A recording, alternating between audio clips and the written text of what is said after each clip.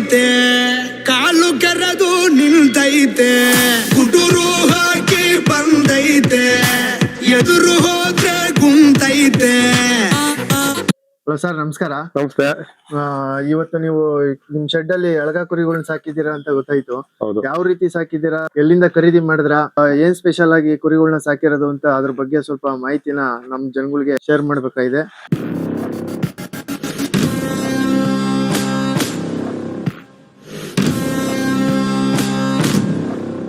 ಹೇಳಿ, ಎಲ್ಲಿ ತಗೊಂಡ್ರ ಸರ್ ಈ ಕುರಿ? ಇದು ಬಂದು ಬಾಗಲಕೋಟೆಯಲ್ಲಿ ಅಮೀನ್ಗಢದಲ್ಲಿ ಸಿಗುತ್ತೆ ಮರಿ. ಅಮ್ಮಿನಗಡದಲ್ಲಿ ತಗೊಂಡ್ರ? ಅಮೀನ್ಗಢದಲ್ಲಿ ಸಿಗುತ್ತೆ. ಹಾ ಹಾ. ಅಲ್ಲಿಂದ ನಾವು ತಂದು 10 ತಿಂಗಳವರೆಗೂ ಸಾಕಿ ಹಾ. ಇಲ್ಲಿ ಬಕ್ರೀದ್ ಕೊಡ್ತೀವಿ. ಬಕ್ರೀದ್ಗೋಸ್ಕರ, ಬಕ್ರೀದ್ ಸ್ಪೆಷಲ್ ಅಂತಾನೆ ಬಕ್ರೀದ್ ಸ್ಪೆಷಲ್ ಅಂತ ಹೇಳಿ ಕುರ್ಬಾನಿಗೋಸ್ಕರ ಸಾಕಿರೋದು. ಕುರ್ಬಾನಿಗೋಸ್ಕರ ಸಾಕಿರೋದು. ಅಲ್ಲಿ ಎಳಗ ಮರಿ ಇದು.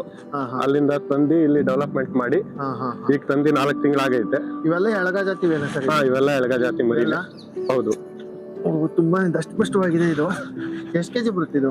ಈಗೆಲ್ಲ ಲೈವ್ ವೇಟ್ ಬಂದು 45 ಕೆಜಿಯಿಂದ 50 ಕೆಜಿ ವರೆಗೂ ಬರ್ತವೆ. ನಾವು ಇನ್ಮೇಲೆ ಈಗ ಫುಡ್ ಕೊಟ್ಟು ಡೆವಲಪ್ಮೆಂಟ್ ಮಾಡ್ತೀವಿ. ಎಷ್ಟು ತಿಂಗಳಾಯ್ತು ಸರ್ ನೀವು ತಗೊಂಬಂದು? ಈಗ ತಂದು 4.5 ತಿಂಗಳಾಗಿದೆ. ನೀವು ತಗೊಂಬಂದು? ಹೌದು. ಎಷ್ಟು ಮರಿ ಸಾಕಿದ್ದೀರಾ ಒಟ್ಟು? ಈ ಟೋಟಲ್ 15 ಮರಿ ಇದೆ. ಇದೆಷ್ಟು ಕೆಜಿ ಬರುತ್ತೆ ಸರ್ ಇದು? ಇದೆಲ್ಲ ಒಂದು 45ರಿಂದ 50 ಕೆಜಿ ಮೇಲೆ ಬರುತ್ತೆ. ನೀವು ಪರ್ಚೇಸ್ ಮಾಡಿದಾಗ ಎಷ್ಟು ಕೆಜಿ ಇತ್ತು ಇದು? ಇವೆಲ್ಲ 30 ಕೆಜಿ ಇದ್ವು. 30 ಕೆಜಿ ಬರುತ್ತೆ. ಈಗೆಲ್ಲ ಡೆವಲಪ್ಮೆಂಟ್ ಆಗವೆ ಮರಿ. ಅವಾಗ ನೀವ್ ಏನ್ ರೇಟ್ ಅಲ್ಲಿ ಖರೀದಿ ಮಾಡಿದ್ರಿ 30 ಕೆಜಿ ಕುರಿ? ಈಗ ಬಂದು ನಮ್ಗೆ 15,000 ರೂಪಾಯಿ ಬಿದ್ದಿದ್ದು ಒಂದ್ ಮರಿಗಳು. ಇಲ್ಲಿ ಬಂದ್ ಬೀಳಕ್ಕೆ 14,500 ಅಲ್ಲಿ ಮರಿ ಬಂಡವಾಳ. ಅಲ್ಲಿಂದ ಬರೋದಕ್ಕೆ ಟ್ರಾನ್ಸ್ಪೋರ್ಟೇಶನ್ ಎಲ್ಲ ಬಂದು 15,000 ಬೀಳ್ತವೆ ಮರಿ. 15,000 ಬೀಳ್ತವೆ ಸರ್. ಇಲ್ಲಿಂದ ನೀವು ಅಷ್ಟು ದೂರ ಹೋಗಿ ಯಾವ ರೀತಿ ಖರೀದಿ ಮಾಡಿದ್ರ? ಅಲ್ಲಿಂದ ಟ್ರಾನ್ಸ್ಪೋರ್ಟೇಶನ್ ಎಲ್ಲ ಯಾವ ರೀತಿ ತಗೊಂಡ್ರೆ? ಏನಿಲ್ಲ, ಅಲ್ಲಿಂದ ಮರಿ ತಗೊಂಡ್ರೆ ಲಾರಿಗಳು ಬರ್ತವೆ. ಲಾರಿಗೆ ಲೋಡ್ ಮಾಡ್ಬಿಟ್ರೆ ಇಲ್ಲಿ ತಗೊಂಡು ನಿಯರ್ ಇಲ್ಲಿ ದಾವಸ್ಪೇಟೆ ಕೊಡ್ತಾರೆ. ಅಲ್ಲಿಂದ ನಮ್ ಫ್ರೆಂಡ್ ಚಿಕ್ಕಣ್ಣ ಅಂತ ಇದಾರೆ, ಅವ್ರ ಗಾಡಿಲೇ ತಗೊಂಡ್ಬಂದ್ವಿ. ತಗೊಂಡ್ಬಂದು ಇಲ್ಲಿಗೆ ಹಾಕೊಂಡಿದ್ವಿ. ಅಲ್ಲಿಗೆ 4.5 ತಿಂಗಳಾಯ್ತು ನೀವು ತಗೊಂಡ್ಬಂದು? 4.5 ತಿಂಗಳಾಗಿದೆ. ಚೆನ್ನಾಗಿ ಬೆಳವಣಿಗೆ ಆಗ್ತಾ ಇದಾವ? ಡೆವಲಪ್ಮೆಂಟ್ ಚೆನ್ನಾಗಿ ಬರ್ತವೆ ಮರಿ. ಇದೇನಂತ ಅಂದ್ರೆ ಕಾಯಿಲೆ ಬೀಳೋದಿಲ್ಲ. ನಮ್ದೇ ಕರ್ನಾಟಕ ತಳಿ ಆಗಿರೋದ್ರಿಂದ ನೀಟಾಗಿ ನಾವು ಮೇವು ಕೊಟ್ಟು ಮೇಂಟೆನೆನ್ಸ್ ಮಾಡ್ದಂಗೆಲ್ಲ ಮರಿ ಡೆವಲಪ್ಮೆಂಟ್ ಆಗ್ತವೆ. ಸರಿ ಸರಿ. ನೀವೇನೇನ್ ಫುಡ್ ಕೊಡ್ತಾ ಇದ್ದೀರಾ? ನಾವು ಇವಾಗ ಜೋಳ ಮತ್ತೆ ಫೀಡ್ಸ್, ಕಡಲೆ ಒಟ್ಟು ಕೊಡ್ತಾ ಇದೀವಿ. ಈಗ ಸದ್ಯಕ್ಕೆ ಇಷ್ಟು ಮೇವು ಕೊಡ್ತಾ ಇದೀವಿ. ಇನ್ನ ಬಕ್ರೀದ್ ಹತ್ರಕ್ ಬಂದಾಗ ಒಂದ್ ಸ್ವಲ್ಪ ಹಿಂಡಿ ಆ ತರ ಮೇವು ಕೊಟ್ರೆ ಮರಿ ಚೆನ್ನಾಗಿ ಡೆವಲಪ್ಮೆಂಟ್ ಆಗ್ತವೆ.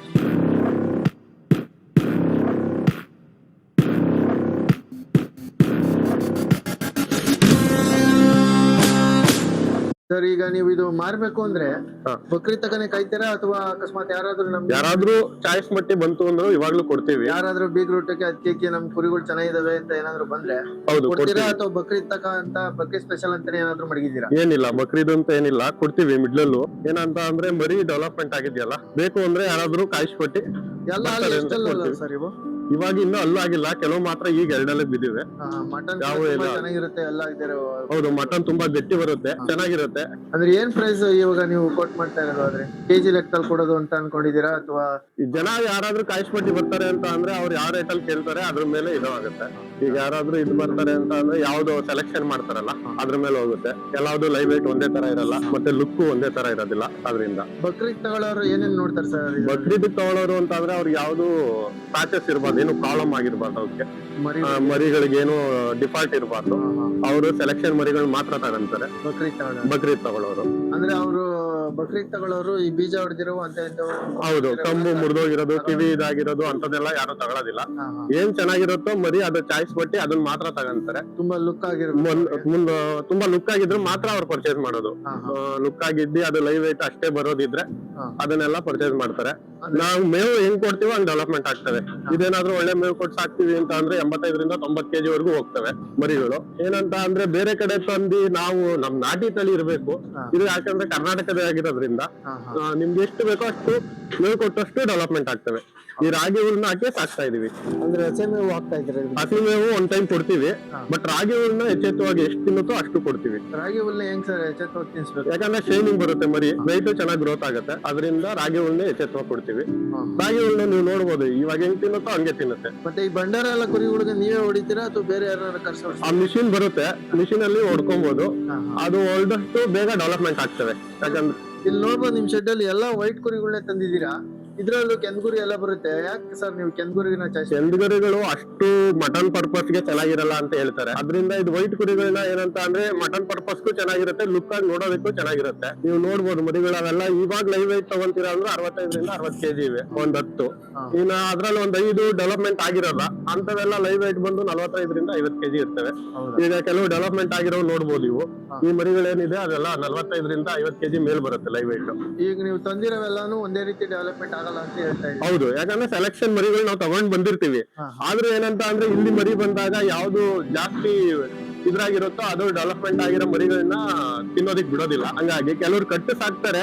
ಕಟ್ಟು ಸಾಕೋದ್ರಿಂದ ಏನಾಗುತ್ತೆ ಅಂದ್ರೆ ಕಾಲು ಡೊಂಕ ಬರೋದು, ಇಲ್ಲ ಉಬ್ರು ಗೊರ್ಸ್ ಬೆಳೆಯೋದು, ಈ ತರ ಪ್ರಾಬ್ಲಮ್ ಇರುತ್ತೆ. ನಾವು ಅದರಿಂದ ಅದನ್ನೇನ್ ಕಟ್ಟು ಸಾಕೋದಿಲ್ಲ. ಅಲ್ಲ, ಇವ್ರ ಕೊಂಬುಗಳು ನೋಡ್ಬೋದು ತುಂಬಾನೇ ಈ ದೊಡ್ಡ. ಎಳಗ ಮರಿ ಬಂದು ಅದರಿಂದಾನೇ ತುಂಬಾ ಇದಾಗಿರೋದು. ಏನಂತ ಅಂದ್ರೆ ಈ ಕಂಬು ಮತ್ತೆ ಆ ಲುಕ್ ಇದ್ರಿಂದಾನೇ ಜನಕ್ಕೆ ಅಟ್ರಾಕ್ಷನ್ ಇರೋದು. ಅದಕ್ಕೋಸ್ಕರ ಕಾಯಿಸ್ಪಟ್ಟಿ ತರ್ತಾರೆ ಜನ ಇದನ್ನ. ಅಲ್ಲ, ನಾವು ಎಷ್ಟೊಂದ್ ಶೆಡ್ಗಳಲ್ಲಿ ನೋಡಿದೀವಿ, ಎಲ್ಲ ಕಟ್ಟಿರ್ತಾರೆ. ನೀವ್ ಈ ತರ ಬಿಟ್ಟಿದ್ದೀರಲ್ಲ, ಯಾವನು ಗುದ್ದಾಡೋದಾಗ್ಲಿ ನಿಮ್ಗೆ ಬಂದಾಗ? ಅಂದ್ರೆ ಅವು ಯಾವಾಗಾದ್ರೂ ಗುದ್ದಾಡ್ತವೆ, ಅವು ಅಡ್ಜಸ್ಟ್ ಆಗ್ತಿದ್ದಂಗೆ ಹಾಗೆ ಸುಮ್ಮಾಗ್ಬಿಡ್ತವೆ. ಏನ್ ಗುದ್ದಾಡ್ಬೇಕು ಅಂತ ಏನೋ ಅವಾಗ ಗುದ್ದಾಡ್ತವೆ, ಆ ನ್ಯಾಚುರಲ್ ಆಗಿ ಹಂಗೆ ಸುಮ್ನಾಗ್ತವೆ. ನಿಮ್ಗೆ ಯಾವತ್ತೂ ಗೊತ್ತಿಲ್ವಾ ಸರ್ ಈ ತರ ಹುಲ್ಲು ಮೇವು? ಅದೊಂದ್ ಸ್ವಲ್ಪ ಮಾತ್ರ ಗಲಾಟೆ ಜಾಸ್ತಿ ಇದೆ. ಅದೊಂದು ಗುದ್ದಿಯೋದು ಅದೆಲ್ಲ ಮಾಡುತ್ತೆ. ಆ ಕಂಬಿದ್ಯಲ್ಲ ಅದು ತುಂಬಾನೇ ದಷ್ಟಪುಷ್ಟವಾಗಿದೆಯಲ್ಲ, ಅದಕ್ಕೆ ಗುರಿಯುತ್ತೆ ಸರ್. ಎಲ್ಲರೂ ಶೆಡ್ಗಳನ್ನ ಸ್ವಲ್ಪ ಅಟ್ನೆ ತರ ಮಾಡಿ ಮೇಲ್ ಸಾಕ್ಬೇಕು, ಕುರಿಗಳನ್ನ ಕೆಳಗಡೆ ಸಾಕ್ಬಾರ್ದು ಅಂತ ಎಲ್ಲರೂ ಶೆಡ್ಗಳು ಮಾಡೋರೆ. ಅಂದ್ರೆ ಮಾಡಿರೋರಿಗೆ ನೀವೇನು ಯಾವ ರೀತಿ ಹೇಳ್ತೀರಾ? ಶೆಡ್ ಮಾಡೇ ಸಾಕ್ಬೇಕಾ, ಹೊಸದಾಗಿ ಮಾಡ್ತಾರೆ ಅವ್ರಿಗೆ? ಹೊಸ ಮಾಡೋರ್ಗೆ ಏನಂತ ಅಂದ್ರೆ ಈ ಶೆಡ್ಗೆ ನೀವು 5 ಲಕ್ಷ 10 ಲಕ್ಷ ಬಂಡವಾಳ ಹಾಕ್ಬಿಟ್ರೆ ಅದೇನ್ ಪ್ರಾಬ್ಲಮ್ ಅಂತ ಅಂದ್ರೆ, ಶೆಡ್ ಬಂಡವಾಳ ಹಾಕಿ ನೀವು ಕುರಿಗಳನ್ನ ಕಮ್ಮಿ ಬಂಡವಾಳ ಹಾಕಿ ತಂದಾಗ ನೀವು ಶೆಡ್ ಹಾಕೋ ಬಂಡವಾಳ ಕುರಿಗ್ ಹಾಕಿ ಮೇವು ಕೊಡಿ, ಅದೇ ಡೆವಲಪ್ಮೆಂಟ್ ಆಗುತ್ತೆ. ನೀವು ಶೆಡ್ ಅಲ್ಲಿ 5 ಲಕ್ಷ 10 ಲಕ್ಷ ಬಂಡವಾಳ ಹಾಕ್ಬಿಟ್ಟು ಕುರಿಗಳು ಕಮ್ಮಿ ಬಂಡವಾಳ ಹಾಕಿ ಅವಕ್ ಮೇವು ಕೊಡ್ಲಿಲ್ಲ ಅಂತ ಅಂದ್ರೆ ಏನೇ ಡೆವಲಪ್ಮೆಂಟ್ ಕಾಣಲ್ಲ ನಿಮ್ಗೆ. ಏನಂತ ಅಂದ್ರೆ ಅದು ನ್ಯಾಚುರಲ್ ಆಗಿ ಅವತ್ತಿಂದಾನು ಕೆಳಗಡೆ ಇರೋದು. ಈ ತರ ಕೂಡು ಪದ್ಧತಿಯಲ್ಲಿ ನೆಲಗಡೆ ಸಾಕಿದ್ರೆ ವರ್ಷ ಏನು ಡೆವಲಪ್ಮೆಂಟ್ ಆಗೋದು ಆತರ ಏನು ಪ್ರಾಬ್ಲಮ್ ಆಗಲ್ಲ. ನ್ಯಾಚುರಲ್ ಆಗಿ ನೋಡ್ಬೋದು, ಅರ್ಧ ಬಿಸ್ಲಿದೆ ಅಲ್ಲ ನೆರಳಿದೆ. ಕುರಿಗ್ ಬೇಕು ಅಂದ್ರೆ ಬಿಸ್ಲಿಗೆ ಹೋಗುತ್ತೆ, ಬೇಡ ಅಂದ್ರೆ ನೆರಳಲ್ಲಿರುತ್ತೆ. ಇವಾಗ ಎಷ್ಟೋ ಜನಗಳು ನೋಡಿದೀವಿ, ಶೆಡ್ಗಳು ಮಾಡಿ ನಾವು ಕುರಿ ಸಾಕಲ್ಲ ಶೆಡ್ಗಳು ಮಾಡಿದ್ದಾರೆ, ಆದ್ರೆ ಕುರಿಗಳನ್ನ ಸಾಕ್ತಲೇ ಶೆಡ್ಗಳೆಲ್ಲ ಖಾಲಿ ಬಿಟ್ಬಿಟ್ಟಿದ್ದಾರೆ, ಸಾಕಕ್ ಆಗಲ್ಲ ಅಂತ. ಏನಂತ ಅಂದ್ರೆ ಬಂಡವಾಳ ಹಾಕಿ ಅಷ್ಟೆಲ್ಲ ಮಾಡೋ ಬದ್ಲು ನ್ಯಾಚುರಲ್ ಆಗಿ ಎಷ್ಟಿರುತ್ತೋ ಅಷ್ಟ್ರಲ್ಲೇ ಇರೋದಂತ ಅಂದ್ರೆ ತುಂಬಾ ಕಮ್ಮಿ ಖರ್ಚಲ್ಲಿ ಮಾಡಿರೋಂತ ಶೆಡ್. ಈಗ ಏನಂತ ಅಂದ್ರೆ ನೀವು ಇದ್ರ ಮೇಲೆ ಬಂಡವಾಳ ಹಾಕಿ ಇದನ್ನ ಡೆವಲಪ್ಮೆಂಟ್ ಮಾಡಿ, ನಿಮ್ ಹತ್ರ ಕ್ವಾಲಿಟಿ ಇರೋದು ಚೆನ್ನಾಗಿದ್ರೆ ಎಲ್ಲಾದ್ರೂ ಬಂದು ಪರ್ಚೇಸ್ ಮಾಡ್ತಾರೆ. ತಗೊಳಕ್ ಬರೋರು ಶೆಡ್ ನೋಡಲ್ಲ, ಹೌದು, ಮರಿ ನೋಡಕ್ ಬರ್ತಾರೆ ಅಂತ ನೀವ್ ಹೇಳ್ತಾ ಇದ್ದೀವಿ. ಹೌದು, ಶೆಡ್ ನೋಡಲ್ಲ ಯಾರು. ಇದ್ರಲ್ಲಿ ಚೆನ್ನಾಗಿದ್ಯಾ, ಕ್ವಾಲಿಟಿ ಇದೆಯಾ, ಮೀಟ್ ಇದೆಯಾ, ಲುಕ್ ಆಗಿದ್ಯಾ, ಜನ ಇದನ್ನ ಕೇಳ್ತಾರೆ. ಮರಿಗಳು ಮಣ್ಣಲ್ಲಿರೋದೇ ಬೆಸ್ಟ್ ನಾನೇನ್ ಕೇಳಿದ್ರೆ.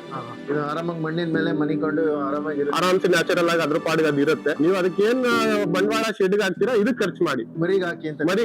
ಮರಿಗೆ ಹಾಕಿದ್ರೆ ತಿಂಡಿ ಕೊಡಿ, ಅದು ಬೇಗ ಡೆವಲಪ್ಮೆಂಟ್ ಆಗ್ತವೆ. ಶೆಡ್ಗೆ ಆಗಿನ ಕಾಲದಲ್ಲ ಶೆಡ್ಗೆಲ್ಲ ತುಂಬಾ ಖರ್ಚು ಮಾಡ್ತಿರ್ಲಿಲ್ಲ, ನೆಲದ ಮೇಲೆ. ಹೌದು, ಈಗ ಈ ಮಾಮೂಲಿ ನ್ಯಾಚುರಲ್ ಕುರಿ ಮೇಯಿಸೋರೆಲ್ಲ ನೋಡಿದ್ರೆ ಅವ್ರು ಹೊಲದಲ್ಲೇ ಬಿಟ್ಕೊಂಡಿರ್ತಾರೆ, ಹೊಲದಲ್ಲೇ ಮೇಯಿಸ್ಕೊಬೋತಾರೆ, ಅದು ತುಂಬಾ ಡೆವಲಪ್ಮೆಂಟ್ ಆಗಿರ್ತವೆ. ಬಟ್ ಈಗ ಅದನ್ನ ನಾವು ಹೈಟೆಕ್ ಮಾಡಿ ಶೆಡ್ ತಗೊಂಡ್ಬಂದು ಬಿಟ್ಟು ಶೆಡ್ ಅಲ್ಲಿ ಮಾಡಕ್ ಹೋದ್ರೆ ಏನಾಗತ್ತೆ ಅಂದ್ರೆ ಅದು ಇಲ್ಲಿರ್ಬೇಕು, ಅದು ನ್ಯಾಚುರಲ್ ಆಗಿ ಅದು ವಸ್ತು ಏನೋ ಅದ್ರ ಇರ್ಬೇಕು.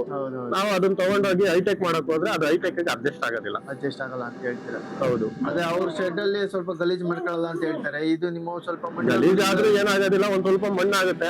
ಅವಾಗ ಒಂದ್ ತಿಂಗ್ಳಿಗೊಂದ್ಸಲ ಅದನ್ನ ವಾಶ್ ಮಾಡ್ಕೊಂಡ್ರೆ, ಇಲ್ಲ ಬಕ್ರೀದ್ ಟೈಮ್ ಅಲ್ಲಿ ನೀಟಾಗಿ ವಾಶ್ ಮಾಡ್ಕೊಂಡ್ರೆ ಸಾಕು, ಅದು ಅದ್ರ ಲುಕ್ ಇದ್ದೇ ಇರುತ್ತೆ. ಹೌದಾ ಸರ್? ಈಗ ನಿಮ್ಮಲ್ಲಿ 2 ಮೇಕೆ ಕೂಡ ಬಿಟ್ಕೊಂಡಿದ್ದಾರೆ, ಮೇಕೆ ಒತ್ಗಳನ್ನ. ಮೇಕೆ ಅದು ನಮ್ ಪರ್ಸನಲ್ ಗೆ, ನಾವು ನಮ್ಗೋಸ್ಕರ ನಮಗ್ ಬೇಕು ದೇವ್ರು ಮಾಡೋದಕ್ಕೆ, ಅದಕ್ಕೋಸ್ಕರ ತಂದು ಇಟ್ಕೊಂಡಿದೀವಿ ಅದನ್ನ.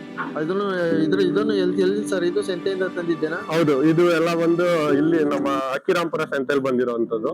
ಹಂಗಾಗಿ ಅದು ನಮ್ಗೋಸ್ಕರ ಇಟ್ಕೊಂಡಿದೀವಿ, ನಮಗ್ ಬೇಕದು. ಬಕ್ರೀದ್ ಪರ್ಪಸ್ ಆಗಿರ್ಬೋದು, ಮತ್ತೆ ಯಾರಾದ್ರೂ ಬೀಗ್ರೂಟಕ್ಕೆ ಮತ್ತೆ ಏನಾರ ಖರೀದಿ ಮಾಡ್ಬೇಕು ಅಂದ್ರೆ ಯಾವ ರೀತಿ ಅಡ್ರೆಸ್ ಆಗ್ಲಿ ಫೋನ್ ನಂಬರ್ ಆಗ್ಲಿ ಯಾವ ರೀತಿ ಇಲ್ಲಿಗೆ ಬರೋದು, ಯಾವ ರೀತಿ? ಇದು ಅರೇವನಹಳ್ಳಿ ಅಂತ ಹೇಳಿ ನೆಲಮಂಗಲ ಇದೆ ಹೆಡ್ ಕ್ವಾರ್ಟರ್ ಗ್ರಾಮ ಪಂಚಾಯತಿ. ಇಲ್ಲಿ ಬಂದ ಅಂದ್ರೆ ಲಕ್ಷ್ಮೀನಾರಾಯಣ ಅಂತ ಹೇಳ್ಬಿಟ್ಟು ನಮ್ಮ ಅಪ್ಪಾಜಿಯವರು, ನಮ್ಮ ಮೊಬೈಲ್ ನಂಬರ್ ಬಂದು 9901417861. ಆ ನಂಬರ್ ಕಾಂಟ್ಯಾಕ್ಟ್ ಮಾಡಿದ್ರೆ ಸಿಗ್ತಾರ ಅವ್ರು ಇಲ್ಲೇ.